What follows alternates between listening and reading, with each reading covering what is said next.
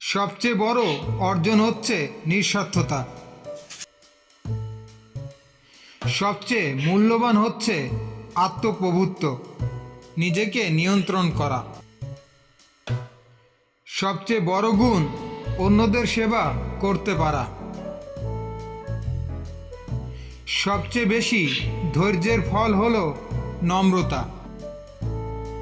যারা সর্বাধিক চেষ্টার মধ্যে থাকেন তারা ফলাফল নিয়ে উদ্বিগ্ন থাকেন না। সবচেয়ে বড় ধ্যান হচ্ছে মনকে তার ইচ্ছে মতো যেতে দেওয়া। সবচেয়ে বেশি শেখা যায় দেখে দেখে। সব কিছুর জন্য মনই আসল। অনিয়ন্ত্রিত মন মানুষকে বিভ্রান্তিতে ফেলে।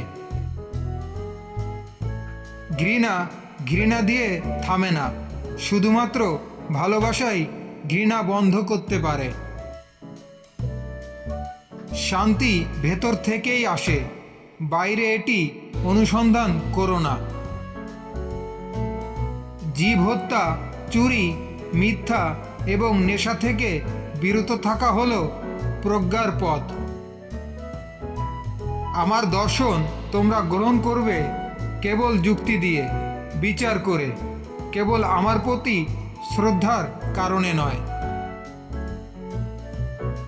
জীবনের প্রথমেই ভুল হওয়া মানেই এটি নয়, এটি সবচেয়ে বড় ভুল। তুমি যদি তোমার মনের উপর নিয়ন্ত্রণ না রাখো, তবে মনই তোমার সবচেয়ে বড় শত্রু হয়ে দাঁড়াবে।